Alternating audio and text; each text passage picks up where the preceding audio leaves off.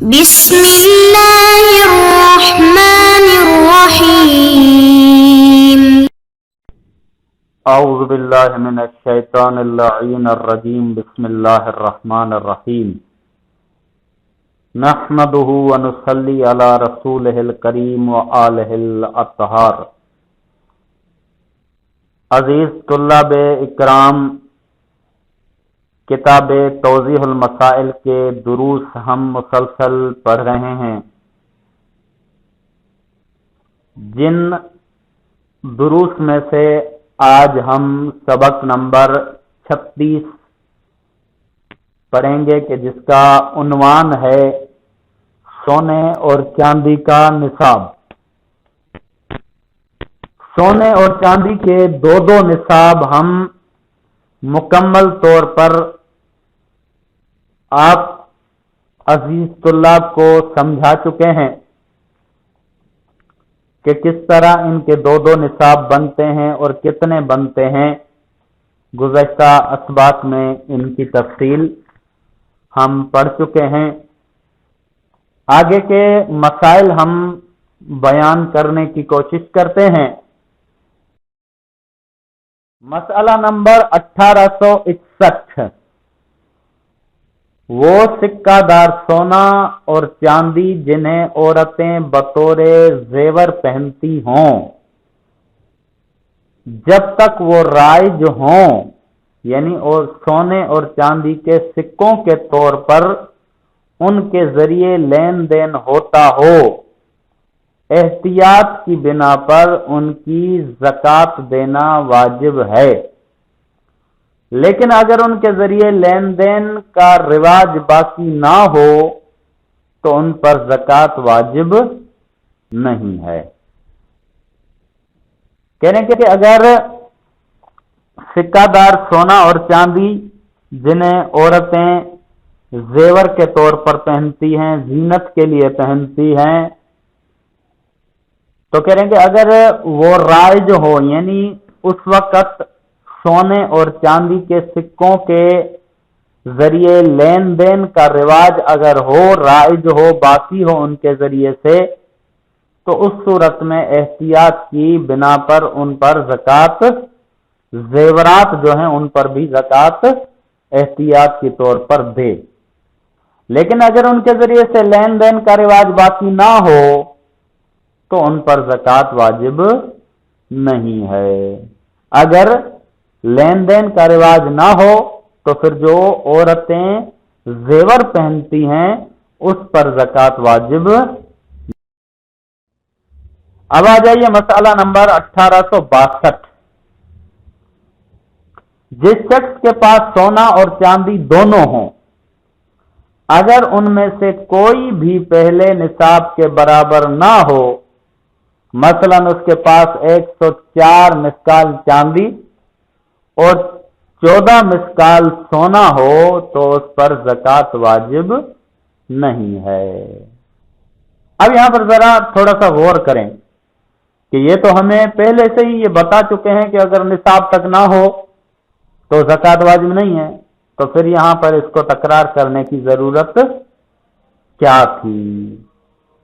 اس مسئلے میں تکرار کی ضرورت تو نہیں تھی، کیونکہ ہم پہلے بار بار پڑھ چکے ہیں کہ اگر سونا نصاب تک نہ پہنچے تو اس پہ زکوٰۃ واجب نہیں ہے، اگر چاندی نصاب تک نہ پہنچے تو بھی اس پہ زکوٰۃ واجب نہیں ہے۔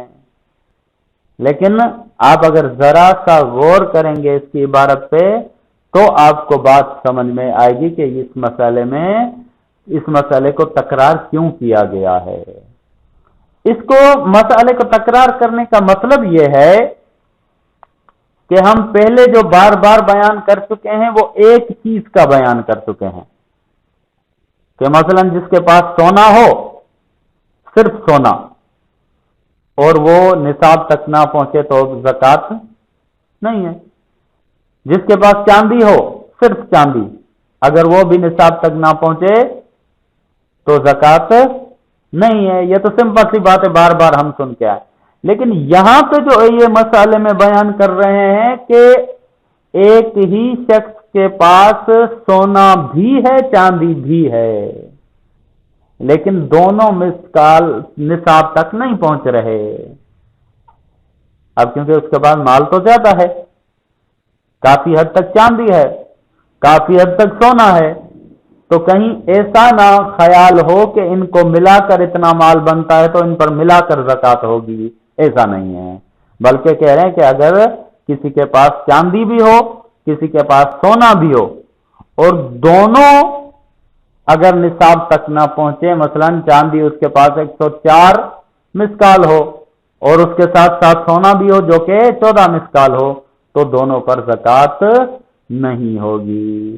جو بھی ان میں سے نصاب تک پہنچ گیا تو زکات ہوگی، ورنہ زکات نہیں ہوگی. تو اس مسئلے میں صرف یہ سمجھانا چاہ رہے تھے کہ اگر دونوں ساتھ ہوں تب بھی اگر وہ نصاب تک پہنچتے ہیں تو زکات ہوگی، ورنہ زکات نہیں ہوگی. اب آ جائیے مسئلہ نمبر 1863. جیسا کہ پہلے بتایا گیا ہے، سونے اور چاندی پر زکات اس صورت میں واجب ہوتی ہے جب وہ 11 مہینے نصاب کی مقدار کے مطابق کسی شخص کی ملکیت میں رہیں، اور اگر 11 مہینوں میں سے کسی وقت سونا اور چاندی پہلے نصاب سے کم ہو جائیں تو اس شخص پر زکات واجب نہیں ہے. ہم پہلے سونا اور چاندی کے جو ہم نے شرائط بیان کی تھی، ان شرائط میں ایک شرط ہم نے یہ بیان کی تھی کہ 11 مہینے مسلسل نصاب کی مقدار تک کسی شخص کی ملکیت میں رہیں. اگر 11 مہینے میں سے کوئی درمیانی حصہ جو ہے وہ نصاب سے کم ہو جاتے ہیں تو اس صورت میں اس پہ زکات واجب نہیں ہے. اس مسئلے میں بھی یہی بیان کرنا چاہ رہے ہیں کہ مثلا ایک شخص ہے، اس کے پاس جنوری میں اسے کہیں سے سونا ملا یا اس نے لیا، اس کے پاس سونا آیا اور وہ نصاب کے برابر ہے.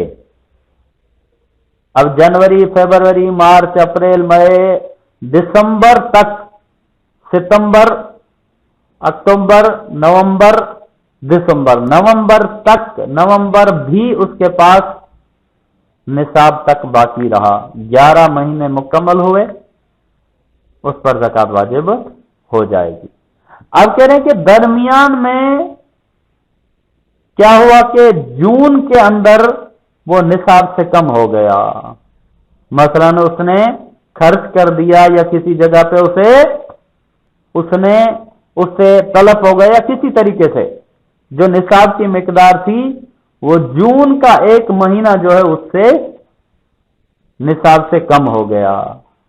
اب جب دسمبر آیا تو 11 مہینے تو مکمل ہو گئے، لیکن درمیان میں 1 مہینہ وہ سونا نصاب کے برابر نہیں تھا، تو کہہ رہیں گے اس صورت میں اس پر زکات واجب نہیں ہوگی. کیوں؟ اس وجہ سے کہ 11 مہینے مسلسل نصاب کی مقدار کے مطابق بھی ہو اور اس کی شخص کی ملکیت میں بھی رہے. اگر درمیان میں نصاب سے کم ہو جائے تو زکات واجب نہیں ہوگی. آ جائیے مسئلہ نمبر 1864. اگر کسی شخص کے پاس سونا اور چاندی ہو اور وہ 11 مہینے کے دوران انہیں کسی دوسری چیز سے بدل لے یا انہیں پگھالے تو اس پر زکات واجب نہیں ہے. لیکن اگر وہ زکات سے بچنے کے لیے ان کو سونے یا چاندی سے بدل لے، یعنی سونے کو سونے یا چاندی سے یا چاندی کو چاندی سے یا سونے سے بدل لے، تو احتیاط واجب ہے کہ زکات دے. اب یہاں پر تھوڑا سا غور کریں کہ ہم نے کیا کہا تھا کہ 11 مہینے مسلسل اس کے پاس سونا رہے تو اس پر زکات واجب ہوگی، ورنہ زکات واجب نہیں ہوگی.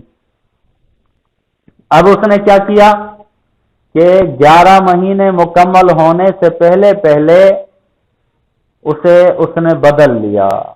مثلا کسی کو دے کے اس سے چاندی لے لی، اسی قیمت کے برابر اس کو دے کے اس سے چاندی لے لی، یا اسی سونے کو پگھلا کر اس کی شکل بدل لی، تو کہہ رہے ہیں کہ اس صورت میں اس پر زکوٰۃ نہیں ہے. یہ تو مسئلہ ایک کنفرم. اب یہاں پر دوسری جو شک بیان کر رہے ہیں اس پر غور کریں کہ اگر وہ کسی چیز کے ذریعے سے اسے بدل لیتا ہے یا اسے پگھال کر شکل بدل لیتا ہے تو اس پر زکوٰۃ نہیں ہے. کہہ رہے کہ لیکن اگر وہ زکوٰۃ سے بچنے کے لیے ان کو سونے یا چاندی سے بدل لے، کہیں گے وہ صرف جانتا ہے کہ اگر 11 مہینے میرے پاس رہا تو زکوٰۃ واجب ہو گئی، اب زکوٰۃ سے بچنے کے لیے کوئی طریقہ اختیار کرنا چاہیے، اور اس نے کیا طریقہ کیا اختیار کیا؟ زکوٰۃ سے بچنے کے لیے اس نے سونے کو چاندی سے بدل لیا، یا سونے کو سونے میں ہی بدلا مگر اس کی پگھلا کر شکل بدل لی، یا چاندی کو سونے میں بدل لیا، یا چاندی کو چاندی میں بدل لیا، یعنی کسی بھی کوئی بھی صورت اختیار کر یا کسی اور چیز کے بدلے میں اس کو بدل دیا، لیکن اس کا مقصد کیا ہے کہ زکوٰۃ سے بچ سکے. تو کہہ رہے ہیں کہ اس صورت میں کہ جب اس کی نیت یہ ہو کہ وہ زکوٰۃ سے بچنا چاہتا ہے تو احتیاط واجب ہے کہ زکوٰۃ دے، کیونکہ وہ چالاکی کر کے زکوٰۃ سے بچنا چاہتا ہے. اس وجہ سے سیستانی صاحب کہتے ہیں کہ اسے زکوٰۃ احتیاط واجب کی بنا پر اسے زکوٰۃ دینی چاہیے. ہاں اگر اس کی ایسی کوئی نیت نہیں ہے، ویسے ہی بدل لیتا ہے یا اس کو ضرورت پڑ جاتی ہے بدلنے کی، تو اس صورت میں اس پر زکوٰۃ واجب نہیں ہے. اب آ جائیے مسئلہ نمبر 1865. اگر کوئی شخص 12ویں مہینے میں سونا یا چاندی پگھلائے تو ضروری ہے کہ ان پر زکوٰۃ دے، اور اگر پگھلانے کی وجہ سے ان کا وزن یا قیمت کم ہو جائے تو ضروری ہے کہ ان چیزوں کو پگھلانے سے پہلے جو زکوٰۃ اس پر واجب تھی وہ دے. اب اس مسئلے کو بھی اگر پچھلے مسئلوں سے تھوڑا سا جوڑیں کہ زکوٰۃ کب واجب ہوتی ہے سونے اور چاندی پر؟ جب 11 مہینے اس کے پاس رہے. اب یہاں پر کہہ رہے ہیں کہ اگر 12ویں مہینے میں اس کو پگھلائے، یعنی 12ویں مہینے کا مطلب کیا ہے کہ اس پر زکوٰۃ واجب ہو چکی ہے، 11 مہینے اس کو گزر چکے ہیں، اس پر زکوٰۃ واجب ہو چکی ہے. اب وہ کیا کرتا ہے کہ اس کو سونے کو پگھلانا چاہتا ہے یا پگھال دیتا ہے. تو کہہ رہے ہیں کہ اس پر اگرچہ اس کو پگھال لے تب بھی اس پر زکوٰۃ واجب ہوگی، کیونکہ پہلے سے زکوٰۃ واجب ہو چکی تھی. اب کہہ رہے ہیں کہ آگے آ جائے، یہ دوسری ایک صورت بیان کر رہے ہیں. کہہ رہے ہیں کہ اس نے پگھال تو لیا، زکوٰۃ تو اس پر واجب ہے بھلے اس نے پگھال لیا ہو، لیکن پگھالنے کی وجہ سے ہوا کیا؟ پگھالنے کی وجہ سے ہوا یہ کہ اس کا وزن کم ہو گیا. مثلا 1 تولہ پگھالنے کی وجہ سے یا ایک